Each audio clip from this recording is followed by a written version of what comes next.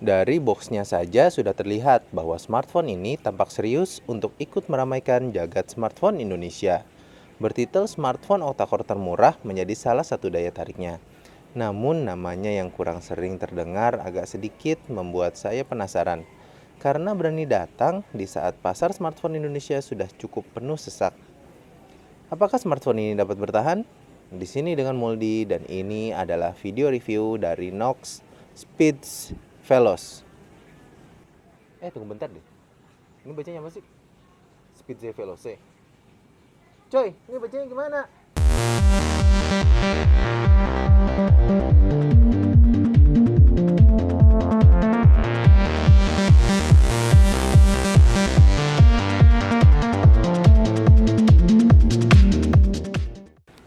Knox Speeds Veloz. Itulah namanya. Speeds artinya bagus dan Veloz artinya cepat. Artinya udah bagus, cepat lagi. Penamaan yang catchy. Di sisi desain terlihat cukup enak dipandang mata. Bagian belakang doff memang menjadi favorit saya. Di sekelilingnya juga ada frame logam yang membuat smartphone ini terasa tidak murahan. Pada bagian depan, terdapat layar seluas 5 inch dengan resolusi HD. Earpiece, kamera depan dengan resolusi 2 megapiksel, LED notifikasi, dan 3 tombol kapasitif yaitu menu, home, dan back. Sisi kiri terdapat tombol pengatur volume, sisi kanan terdapat tombol power dan lock. Pada bagian atas terdapat 3,5 mm headphone jack. Bagian bawah terdapat mikrofon dan micro USB port. Dan di bagian belakang terdapat kamera dengan resolusi 5 megapiksel. Maaf pas unboxing salah sebut. Dual LED flash, logo Speeds, dan speaker. Secara keseluruhan, menggunakan smartphone ini masih terasa nyaman. Bagian belakang yang doff sedikit menambah grip pada pegangan, walau terkadang terlihat agak kotor jika bertemu dengan minyak. Sisi metal terasa premium walau agak tajam sedikit ya sob di bagian tombol power, tapi penempatan tombol terbilang ideal, sehingga rasanya pada sektor desain bisa dibilang tidak ada keluhan sama sekali. Nah, untuk nama Veloz mungkin tergambar di sektor spesifikasi. Memiliki dapur pacu 8 inti pada clock speed 1,4 GHz dipadukan dengan RAM 1 GB terbilang lumayan bagus untuk range harga yang sama. Layar yang sudah high definition juga menambah nikmat memandang smartphone ini. Hanya saja pada sektor baterai terlihat bahwa kapasitas smartphone ini berada di 1900 mAh, yang artinya masih rata-rata sih. Kamera juga terdengar biasa saja yaitu sebesar 5 megapiksel. Tapi ada yang unik di kamera, so jangan kemana-mana, kita ke bagian layar terlebih dahulu. Di bagian layar, Speeds Veloz ini menggunakan layar IPS berukuran 5 inch beresolusi HD 720p, sehingga memberikan kerapatan piksel sebesar 290 ppi, hampir mencapai area retina display, yang artinya adalah gambar yang ditampilkan oleh smartphone ini cukup detail. Viewing angle juga cukup oke, sehingga pada sisi layar terbilang cukup dan tanpa masalah. Menggunakan prosesor octa-core dengan clock speed 1,4 GHz pastilah memberikan hasil benchmark yang tinggi. Mencapai nilai 25.000 lebih pada Antutu mengisyaratkan bahwa smartphone ini memang cocok buat sobat yang suka gaming. Selama pengujian performa gaming, tidak ditemukan adanya masalah. Performa berjalan mulus dan nyaman.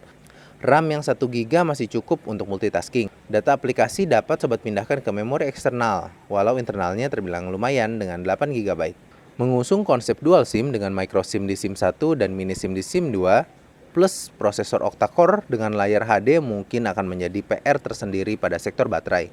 Speeds Veloz dilengkapi baterai dengan kapasitas yang tergolong biasa yaitu 1900 mAh. Hasilnya ya biasa juga sob. Memiliki screen on time selama 2,5 jam terbilang standar sih. Mungkin ini konsekuensi dari mempertahankan kerampingan smartphone. Untuk beberapa orang mungkin performa segini agak terasa kurang, terutama games. Jadi kalau sobat gamers dan mau menggunakan smartphone ini, jangan lupa powerbank ya sob. Speeds Veloz berjalan pada sistem operasi Android KitKat 4.4.2. Namun pada sisi user interface agak unik.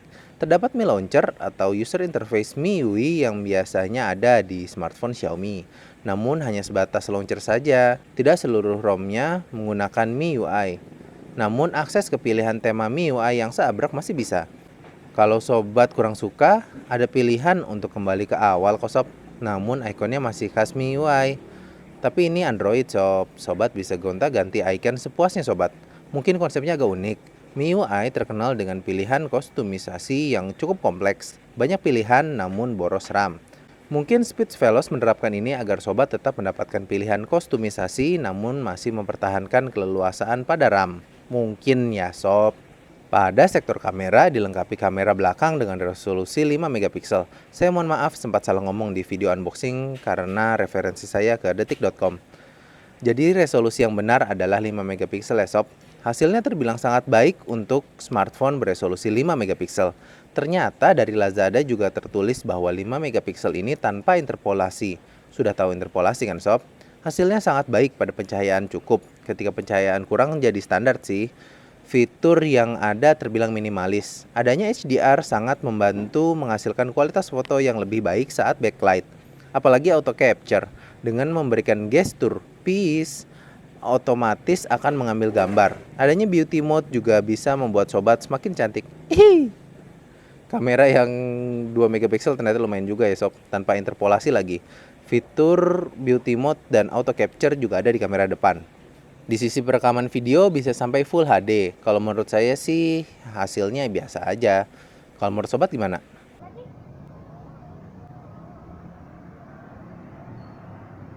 Ada. Kakak, Fadil, Itu bukan. lihat dong, lihat sini dong. Ayo main umpet-umpeten di bawah. Ayo Papa main umpet-umpet.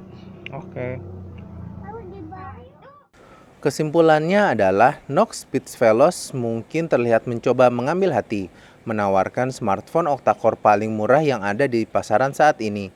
Ketika video ini dibuat ya sob. Tapi sektor lainnya seperti baterai dan kamera terlihat hanya sebagai pelengkap saja. Terlihat bahwa Speech Veloz diciptakan untuk sobat yang menginginkan smartphone yang terlihat bagus dan memiliki performa cepat. Cocok sekali dengan namanya. Speech artinya bagus, Veloz artinya cepat. Sekian video kali ini. Terus berikan masukan, saran, ataupun kritik di kolom komen di bawah ya. Anda pasti baca kok sob. Dan berikan juga komentar dan penerawangannya ya sob. Apakah smartphone ini dapat bertahan dan bisa jadi pilihan untuk sobat? Jangan lupa di suka dan berlangganan sama channel ini. Di sini dengan Moldi, mohon maaf jika ada yang kurang ataupun kelebihan. Pamit undur diri dan Moldi out.